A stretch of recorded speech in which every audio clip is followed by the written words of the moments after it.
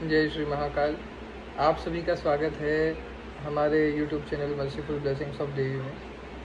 क्योंकि आप सभी जानते हैं कि पवित्र श्रावण का मास प्रारंभ है और विभिन्न प्रकार के साधक साधिकाएँ, विभिन्न श्रद्धालुगण, शिव जी के जो अनुयायी हैं, जो विभिन्न भक्त हैं, वो शिव जी को प्रसन्न करने में जुटे हुए हैं। अनेक साधक और साधिकाएँ जिन्हें हमारे द्वारा मंत्र या विधान इत्यादि प्राप्त हुए हैं, वो इस पवित्र श्रावण मास में अपनी अपनी साधनाएं अपने विधि एवं परंपरा अनुसार कुलाचार के अनुरूप कर रहे हैं। और हम कामना करते हैं कि उन सभी को भगवान महाकाल उनकी उपासना में, उनकी भक्ति में सर्वोच्च स्थान प्रदान करे और उनकी साधनाएं सफलीभूत हो। आज हम एक ऐसे विषय पे चर्चा करेंगे जो आजकल विशेष रूप से देखने को मिल रहा है। हम ये विभिन्न प्रकार के लोगों के माध्यम से और रील्स में और कई YouTube चैनलों के माध्यम से कई गुरुजनों के द्वारा यह सुन रहे हैं, देख रहे हैं और लोग उन्हें फॉलो भी कर रहे हैं, उनका अनुसरण भी कर रहे हैं कि कुछ ऐसे पदार्थ हैं जो शिवलिंग पर या शिवजी पर चढ़ाने के लिए निषेध माने गए। तो क्या वास्तविक रूप में यह पदार्थ जो हैं शिवलिंग पर निषेध बताए गए हैं, या यह केवल एक भ्रांति मात्र है जिसे लोग धारण कर चुके हैं और उनका अनुसरण कर रहे हैं? तो सबसे पहला जो है, कुमकुम के विषय में एक अत्यधिक भ्रांति प्रचलित है कि बाबा महाकाल को, शिव जी को कुमकुम नहीं अर्पित किया जाता।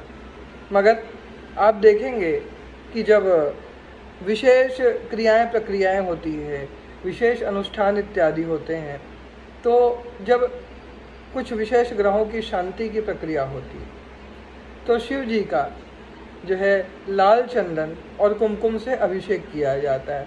जरा कदा आपको ये भी देखने को मिलेगा होगा कि उज्जैन स्थित महाकाल मंदिर में बाबा का श्रृंगार होता है जिसमें कुमकुम का भी प्रयोग होता है। तो कुमकुम अर्पित करने से सौभाग्य की प्राप्ति होती है ना, तेज की प्राप्ति होती है, ऐसी मान्यता है कि भगवान शिव को कुमकुम चढ़ाया जाता है।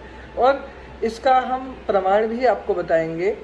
और आगे देखेंगे कि हल्दी, तो हल्दी के विषय में भी यही भ्रांति है कि हल्दी जो है वो भौतिकता का प्रतीक होता है, सौभाग्य का प्रतीक होता है, स्त्री सौंदर्य का प्रसाधन है, और शिव जी जो है वो वैरागी स्वरूप में है, अस्तु उनको हल्दी नहीं चढ़ानी चाहिए।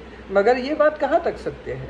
आप देखेंगे कि बिहार में जो बैद्यनाथ महादेव का मंदिर स्थित है, वहाँ पे देवघर में, वहाँ शिव जी का नित्य प्रतिदिन हल्दी से भी लेपन किया जाता है और हल्दी भी उनको अर्पित किया जाता है। कि हल्दी चढ़ाने से या केसर हल्दी युक्त चंदन का शिव जी को लेप करने से जो है बृहस्पति ग्रह की अनुकूलता प्राप्त होती है, बृहस्पति ग्रह के जो है दुष्प्रभाव नष्ट होते हैं। तो हल्दी भी आप शिव जी को चढ़ा सकते हैं। अब रही बात तुलसी पत्र की, तो तुलसी पत्र तो नहीं, लेकिन भगवान शंकर को जो है तुलसी की मंजरी चढ़ाई जाती है। ऐसा माना जाता है कि तुलसी की मंजरी चढ़ाने का जो लाभ है वह बेलपत्र के समान माना जाता है। ठीक है, तो तुलसी की मंजरी जो होती है, तुलसी के जो आप कह लीजिए उसको फूल कहिए या मंजरी कहिए, तो मंजरी भी भगवान शंकर को अर्पित की जाती है। और एक तरीके से आप ये देखिए कि जब देव प्रबोधनी एकादशी होती है, तो जब भगवान महाकाल की पालकी निकल करके विष्णु जी के मंदिर में जाती है, तो वहाँ पे भगवान शंकर को तुलसी पत्र की माला अर्पित की जाती है और भगवान विष्णु को बेलपत्र की माला चढ़ाई जाती है। तो हम यह समझ सकते हैं कि तुलसी पत्र या फिर तुलसी की मंजरी अर्पित करने का भी कोई दोष परिलक्षित नहीं होता। अब हम बात करेंगे, कुछ पुष्प हैं जो जैसे लाल पुष्प हैं, लाल रंग के, तो गुलाब भगवान शंकर को अर्पित कर सकते हैं।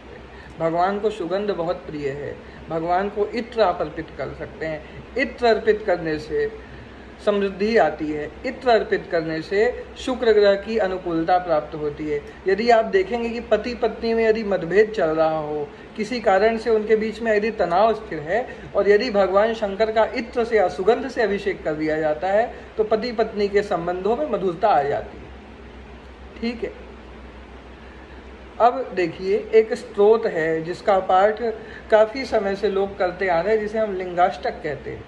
ठीक है, आदि गुरु शंकराचार्य भगवान द्वारा विरचित लिंगाष्टकम स्त्रोत में भी लिखा है कि चंदन कुमकुम लेपित लिंगम।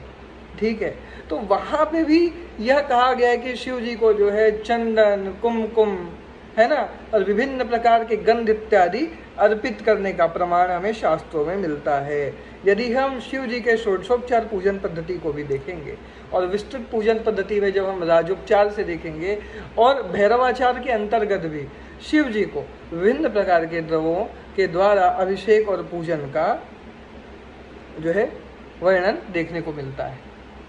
अब आप खुद विचार कीजिए, और शिव तो ऐसे देवता हैं जो आप कोई भी पदार्थ यदि उनको श्रद्धा से अर्पित करते हैं तो वो स्वीकार करते हैं। शिव एक ऐसे देवता, शिव जी तो कभी किसी चीज का बुरा मानते ही नहीं। और रही बात कुमकुम, हल्दी, चंदन, गंध, पुष्प इत्यादि अर्पित कर, तो यह तो उनको सर्वथा प्रिय है। एक भक्त जब अपनी भावना के अनुरूप कोई भी पदार्थ अपने इष्ट को अर्पित करता है तो वह पूर्ण रूप में इसे स्वीकार करता है।